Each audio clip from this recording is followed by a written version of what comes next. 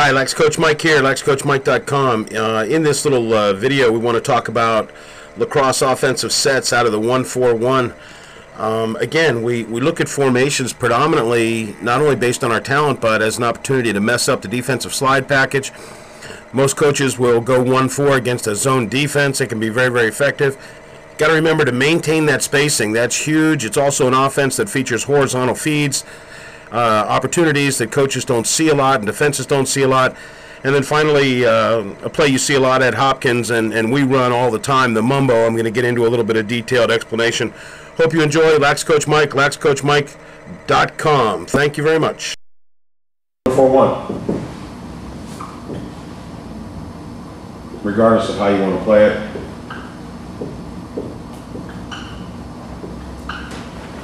And again, you know, we really don't worry a lot about which one's an attack and which one's a midi. Okay? With the exception of the guy at X, I'd far prefer to have an attackman so that if the back door is there, at least he's accustomed, you know, to coming that way. When do we use a 1-4-1? 1-4-1 again, you know, we'll use it to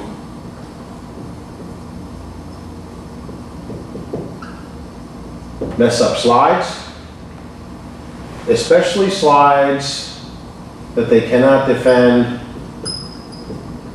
being driven horizontally. Okay? And number two,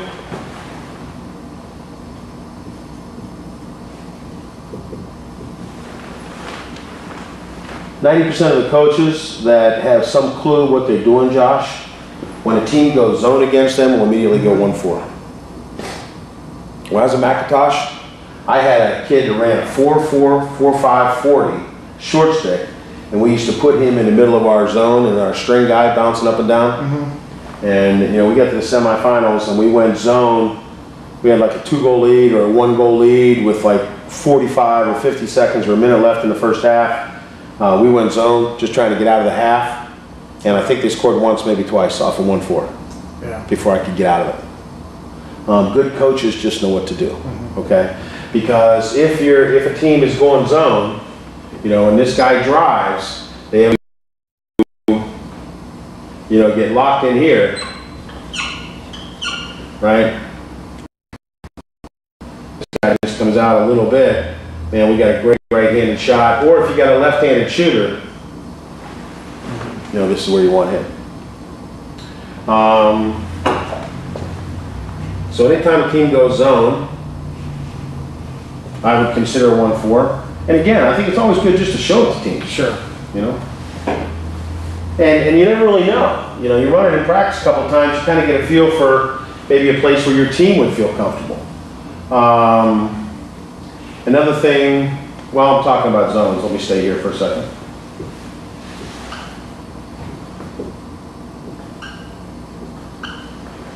You know, a lot of teams, as a very basic man-up play, you know, will start the ball around the outside. Again, spacing is everything. And especially with a 1-4, these guys are so anxious to get off the shot, they have a tendency to come in. You know, we really want them all the way out by the box and force these slides to be 15 yards. I mean, when I watch film a team or I scout teams, I mean, you can always tell well-coached teams, A, because they throw and catch the outside shoulder, and B, because their guys keep spacing. All things being equal, if I can make you slide 3 more steps, you know, it's huge. Anyway, so in a 1-4-1, you know, this is another play that Lasser runs all the time. You know, you can really hurt other teams by going horizontally. You know,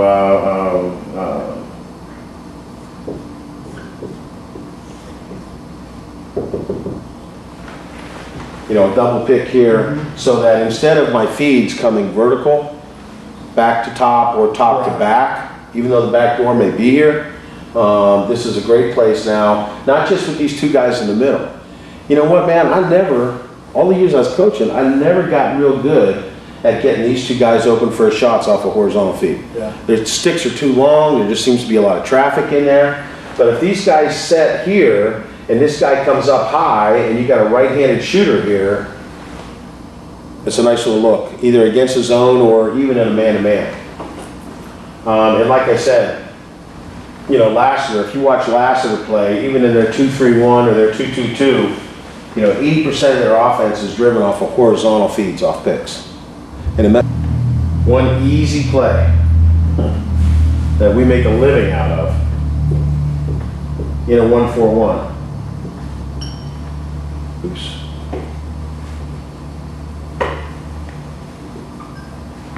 And this is something, if you've got a coach that can work with your defense for even 10 minutes, once or twice a week, we'll do this as a drill.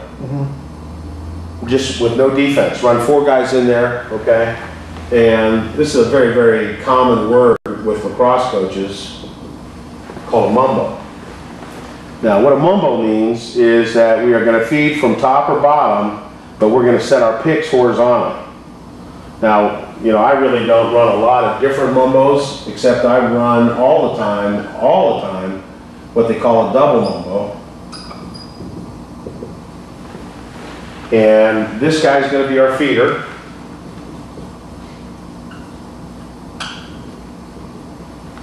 And what we're going to do is, you know, if he's a right-handed feeder, you know, there's only a couple rules. Rule number 1 is